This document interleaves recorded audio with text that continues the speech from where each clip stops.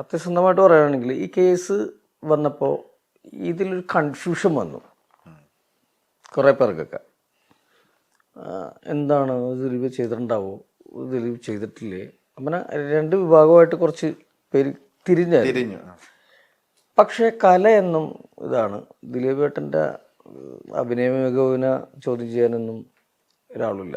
നല്ല സിനിമയാണെങ്കിൽ ഇവിടെ വിജയിക്കും. പിന്നെ കുറ്റാരോപിതം മാത്രമായിരുന്നു, പുള്ളി കുറ്റവിമുക്തനായി. ഇനിയും ദ്രോഹിച്ചുകൊണ്ട് പുറകേ നടക്കും കുറേ ആൾക്കാർ. എന്തിനു വേണ്ടിയിട്ടാണെന്ന് അറിയാൻ പാടില്ല. ഒരു തെളിവ് ഒരു 8 വർഷം കൊണ്ട് കണ്ടെടുക്കാത്ത ആൾക്കാർ ഇനി എന്താ തെളിവ് ശേഖരിക്കാനാണെന്ന് എനിക്ക് മനസ്സിലാകുന്നില്ല. സാധാരണ ഒരു പോലീസിൻ്റെ നമ്മുടെ അവിടുത്തെ പോലീസ് എന്ന് പറഞ്ഞാൽ വളരെ മികവുറ്റ പോലീസ് സംവിധാനമാണ്. അവർ പെട്ടെന്ന് തന്നെ കേസുകൾ തെളിയിക്കുന്ന ആൾക്കാരാണ്. നിസ്സാര സമയം കൊണ്ട് കേസുകൾ തെളിയിക്കുകയും തെളിവുകൾ ഹാജരാക്കുകയും ചെയ്യുന്ന ആൾക്കാർ. 8 വർഷം കൊണ്ട് അവർക്ക് നടക്കാത്ത കാര്യം ഇനി മേൽക്കോടതികളിൽ പോയാൽ എങ്ങനെ തെളിയിക്കും എന്ന് എനിക്ക് ബോധ്യമില്ല. ഇത് വേറൊരു കാര്യം കൊണ്ടുണ്ട്. ഞങ്ങളൊക്കെ നല്ല സൗഹൃദത്തോടു കൂടി ട്രിപ്പ് പോയ ആൾക്കാരും അടിച്ചു പൊളിച്ച ആൾക്കാരൊക്കെയാണ്.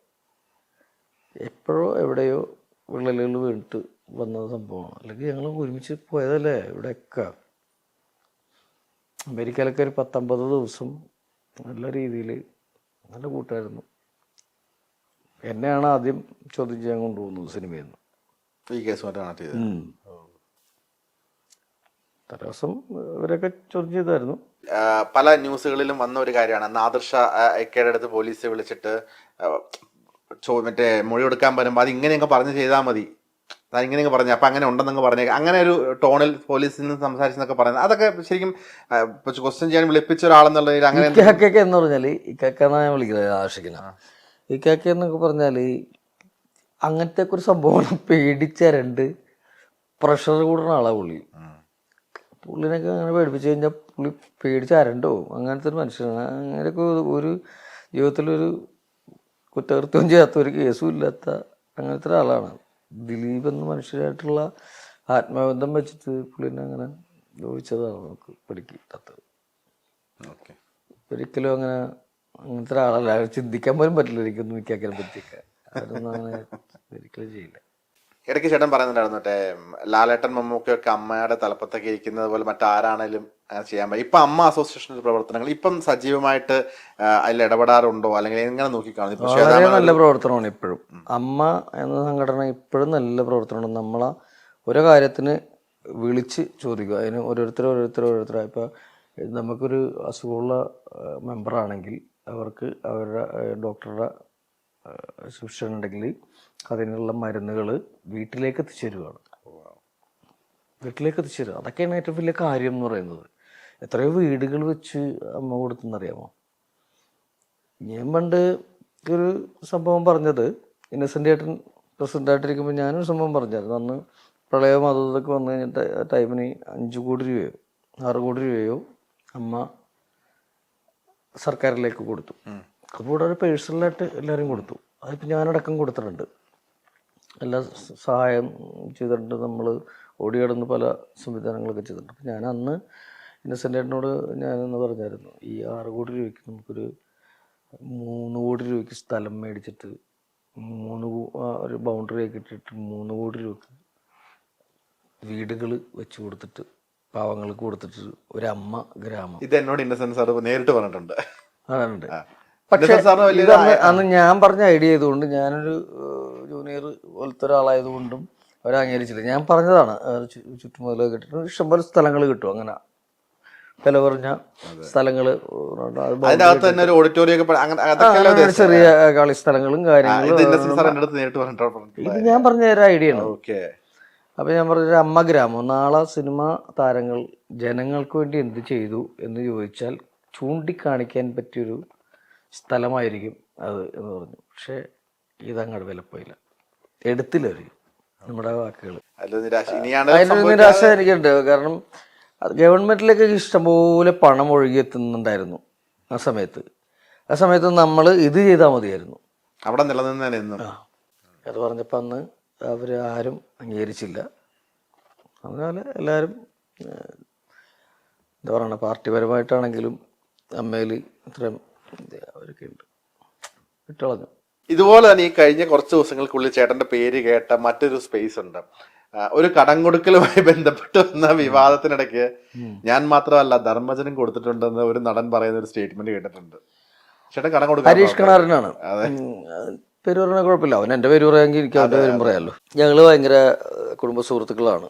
ഈ കടം കൊടുത്ത ആളെന്നൊക്കെ ആൾക്കാർ എൻ്റെ വൈഫായിട്ട് സുഹൃത്ത് അവർക്ക് ബന്ധമാണ്. ഇവിടെ ആരുടെ ബർത്ത്ഡേ ഉണ്ടെങ്കിലും രാത്രി വന്ന് നമ്മളോടൊപ്പം 12 മണിക്ക് ബെല്ലടിച്ചിട്ട് നമ്മളെ ഞെട്ടിക്കുന്ന ആൾക്കാരാണ്. പിന്നെ ഈ സിനിമ സംബന്ധമായിട്ട് അവൻ പറയുന്നത് പോലെ ഇത് വളരെ നയപരമായിട്ട് തീർക്കാവുന്നൊരു പ്രശ്നമായിരുന്നു. ഞാൻ അവനോട് പറഞ്ഞിട്ടുണ്ടായിരുന്നു, നമുക്ക് എൻ്റെ വീട്ടിൽ വെച്ചിട്ട് നമുക്കിത് തീർക്കാം, അത് വളരെ മാന്യമായിട്ട് തീർക്കാം എന്ന് പറഞ്ഞു. ഇപ്പോൾ ഇവിടെ ഒരു സിനിമ ഇനി ഇറങ്ങാനുണ്ട്, അപ്പോൾ അത് കഴിഞ്ഞിട്ട് ഇതിനെപ്പറ്റി വിശദീകരണം നൽകുമെന്ന് അദ്ദേഹം പറഞ്ഞിട്ടുണ്ട്. അപ്പം ഈവൻ നമ്മൾ പറഞ്ഞത് അനുസരിച്ച് ഈ വീട്ടിലിരുന്നിട്ട് ഇവിടെ വന്ന് ഹരീഷും നിർമ്മലും ഒക്കെ ഉണ്ടായിരുന്നു, എല്ലാവരും കൂടി വന്ന് സംസാരിച്ച് ഞാൻ ഇത്തരം കാര്യങ്ങളൊക്കെ വളരെ വിശദമായിട്ട് അവനോട് സംസാരിക്കുകയും അതിങ്ങനെ ചെയ്യാം അങ്ങനെ ചെയ്യാം നമുക്ക് നടപടി ഉണ്ടാക്കാം എന്നൊക്കെ പറഞ്ഞ് വിട്ടിട്ട് അവൻ പിറ്റേ ദിവസം പോയിട്ട് പിന്നെ വിളക്ക് തുടങ്ങി. ചില കാര്യങ്ങൾ സംസാരിച്ച് തീർക്കാൻ പറ്റും. ഇപ്പം എന്താണ് ഇവരുടെ ഇടയിൽ സംഭവിച്ചേക്കണമെന്ന് നമുക്കറിയാൻ പാടില്ല. എൻ്റെ കാര്യം ഞാൻ നോക്കിക്കോളാം, നിൻ്റെ കാര്യങ്ങൾ ഇങ്ങനെ സംസാരിച്ച് നമുക്ക് എന്താണെന്ന് വെച്ചാൽ ചെയ്യാം എന്നൊക്കെ പറഞ്ഞിട്ട് അവൻ പോയി പിന്നെയും ഇത് തുടങ്ങി. പിന്നെ ഞാനത് വിട്ടു. പിന്നെ നമ്മളെ കയ്യിൽ കിട്ടണ്ടായി. ഇങ്ങനെ ഒരാളെ നാറ്റിച്ചതിന് ശേഷം സോറി എന്ന് പറഞ്ഞിട്ട് കാര്യമില്ല. അപ്പം അതാണ് അദ്ദേഹത്തിനോട് ഞാൻ സംസാരിച്ചപ്പോൾ അദ്ദേഹം പറഞ്ഞു, ഇനി എന്തെന്നാണ് നിർമ്മിച്ച, ഇനി അത് നമ്മളെ ആവശ്യത്തിൽ കൂടുതൽ അപമാനിക്കുകയും കാര്യങ്ങളൊക്കെ ചെയ്ത ആൾക്കാരും വലിയ നാറ്റിക്കുകയൊക്കെ ചെയ്തു. ഇനി ഞാൻ എൻ്റെ ഒരു പത്രസമ്മേളനം എന്തെങ്കിലും ചെയ്തിട്ട് വ്യക്തമായിട്ടുള്ള മറുപടി അതിന് കൊടുക്കുന്നു അദ്ദേഹം പറഞ്ഞിട്ടുണ്ട്. അവരൊന്നും ഞാനിതിൽ ഇടപെടണമെങ്കിൽ രണ്ട് ഭാഗത്തും ഇങ്ങനെയാണല്ലോ. അദ്ദേഹം ചേട്ടന്റെ പേര് വലിച്ച് ഇട്ടതുകൊണ്ട് ഞാൻ ചോദിച്ചാണ് എന്താണ് ഞാൻ പറഞ്ഞത്. എൻ്റെ കാര്യത്തിലുള്ളൂ, നമുക്ക് പറയാനാണെങ്കിൽ നമുക്കറിയാലോ. അവൻ അമ്മയിലെന്തോ പരാതിയൊക്കെ കൊടുത്തെന്ന് തോന്നുന്നു. ആ ടൈമിന് ഇടവേള ചേട്ടനക്ക് പരാതിയൊക്കെ പറഞ്ഞെന്ന് തോന്നുന്നു. അതൊക്കെ എന്താണെന്നറിയാൻ പാടില്ല. അദ്ദേഹവും പറഞ്ഞത് ഇത് തന്നെയാണ് കേട്ടോ. ഇടവേള ബാബുവും പറഞ്ഞത് ഇത് തന്നെയാണ്, നമുക്ക് ഇരുന്ന് സംസാരിച്ചത് തീർക്കാവുന്നതേ ഉള്ളൂ എന്ന് പറഞ്ഞിട്ടുണ്ടായി. അപ്പോഴും അത് കേട്ടില്ല. പിന്നെ പടങ്ങൾ കുറയുന്നത് അദ്ദേഹം കാരണമാണെന്ന് പറഞ്ഞിട്ടായിരുന്നില്ല. ഇപ്പം ഞാനും അവനും ഓടി കിടന്നൊരു കാലഘട്ടം ഉണ്ടായിരുന്നു. ഞാൻ ഒരു ദിവസം 4 പടത്തിൽ ഞാൻ അഭിനയിച്ചിട്ടുണ്ട് ഒരു ദിവസം. അപ്പോൾ അതൊരു ടൈമാണ്, ഒരു ഓട്ടത്തിനൊരു കിതപ്പുണ്ടാവും എന്ന് പറഞ്ഞ പോലെയാണ്. എപ്പോഴും ഒരേപോലെ നിൽക്കണമെന്നൊന്നുമില്ല. കുറേ പേര് നിൽക്കും, അതൊന്നും തള്ളിക്കളയാൻ പറ്റുന്നില്ല. വേറെ എന്തോരം ഇദ്ദേഹം മാത്രമല്ലല്ലോ സിനിമ ചെയ്യുന്ന ആൾക്കാർ, വേറെ എന്തോരം ആൾക്കാരുണ്ട്. സിനിമ എന്ന് ഒരാളെ തട്ടിക്കളയുക എന്നൊക്കെ പറഞ്ഞാൽ അപൂർവം നടക്കുന്ന കേസുകളാണ്. എന്നെ വേണം എന്ന് വിചാരിച്ചാൽ ഞാൻ തന്നെ വേണം, അത്രേ ഉള്ളൂ. ഓക്കെ. ഈ ഇപ്പോൾ ആടല്ലാതെ മറ്റേത് സിനിമകളാണ് ചേട്ടൻ കമ്മിറ്റ്? ആട് സ്ത്രീകൾ കഴിയാതെ ഒരു സ്ഥലത്തോട്ടും പോകാൻ പറ്റാത്തൊരു ഇതാണ്. ഇതിൻ്റെ ഇടയിൽ 1-2 പടങ്ങളൊക്കെ വന്നിരുന്നു, അതൊക്കെ വേണ്ട എന്ന് വെച്ചു. കാരണം ഇതിൻ്റെ ഡേറ്റ് ഭയങ്കര പ്രശ്നമായിരുന്നു.